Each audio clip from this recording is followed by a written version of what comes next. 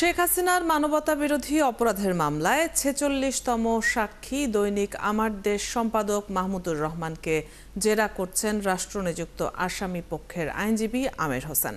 বিচারপতি গোলাম মর্তুজা মজুমদারের নেতৃত্বাধীন এই ট্রাইব্যুনালে বেলা ১১টার পর থেকে জেরা শুরু করেছেন শেখ হাসিনার পক্ষে রাষ্ট্রনিযুক্ত আইনজীবী। তার জেরা শেষে সাক্ষী দেবেন জুলাই আন্দোলনের প্রধান সমন্বয়ক এনসিপির আহ্বায়ক নাহিদ ইসলাম। এ সম্পর্কে জানবো সবশেষ খবর। সহকর্মী সৈকত সাদিক ট্রাইব্যুনালে আছেন এই মুহূর্তে। সৈকত, মাহমুদুর রহমানের জেরার কি খবর আছে আপনার কাছে? নাহিদ ইসলাম এসে পৌঁছেছেন কিনা? আজকে তার সাক্ষ্য দেওয়ার কথা, কটা নাগাদ তিনি আসবেন? এছাড়া অন্য মামলার শুনানির ব্যাপারেও জানাবেন সবশেষ তথ্য। অদ্বিতীয়, শেখ হাসিনার এই মানবতা বিরোধী অপরাধের মামলায় ৪৬তম যে সাক্ষী দৈনিক আমার দেশের সম্পাদক সিনিয়র সাংবাদিক মাহমুদুর রহমানের জেরা কার্যক্রম কিন্তু প্রায় শেষ পর্যায়ে। মাঝে ১০ মিনিটের একটা বিরতি দিয়েছিল এবং আসামি পক্ষের যিনি আইনজীবী আমির হোসেন তিনি বলেছেন খুব অল্প আর জেরা করবেন এবং চিফ প্রসিকিউটর তাজুল ইসলাম তার সাথেও কথা বলেছে। উনিও বলেছেন জেরা প্রায় শেষ পর্যায়ে, এরপরে হয়তো কোর্ট একটু দুপুরের লাঞ্চে বিরতি যেটা বলা হয় সেটা দিবে এবং নাহিদ ইসলাম হয়তো কিছুক্ষণের মধ্যেই ট্রাইব্যুনালে চলে আসবেন।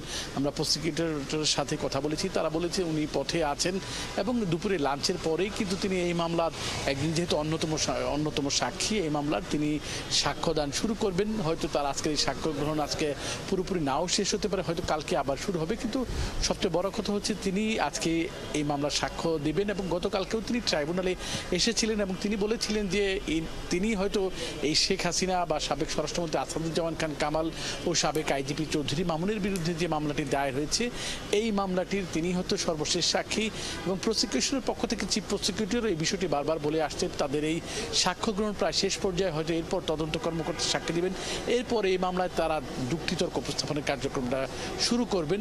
এবং নাহিদ ইসলাম গতকালকে বলেছিলেন যে তারা এখন পর্যন্ত এই মামলার বিচার কার্যক্রম নিয়ে তারা সন্তুষ্ট আছেন, তবে যেহেতু এই মামলার জুলাই অভ্যুত্থানের মামলা রয়েছে, এর পাশাপাশি বিগত শেখ হাসিনার সরকারের আমলে যেসব গুম খুন বা বিচার বহির্ভূত হত্যাকাণ্ড সহ মানবতা বিরোধী অপরাধ হয়েছে সেই মামলার কার্যক্রমে ট্রাইব্যুনালে চলছে। যেহেতু এটা দীর্ঘ প্রক্রিয়া, তারা চাচ্ছেন যে অন্তর্বর্তী সরকারের পরে পরবর্তী যে সরকার আসবেন তারাও যাতে এই মামলাগুলোর কার্যক্রম এই ট্রাইব্যুনালে অব্যাহত রাখেন তেমনটাই তিনি আশা করছেন।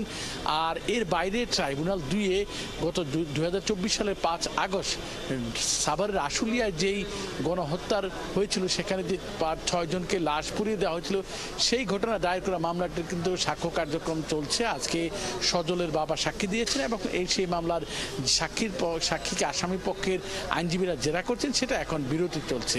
অদিতি, এখন পর্যন্ত আমার কাছে এই হচ্ছে ট্রাইব্যুনালের সর্বশেষ। ধন্যবাদ সৈকত, আমরা জেনে নিচ্ছিলাম ট্রাইব্যুনালের সবশেষ খবরগুলো। সহকর্মী সৈকত সাদিক আমাদের সাথে যুক্ত ছিলেন এতক্ষণ আদালত প্রাঙ্গণ থেকে।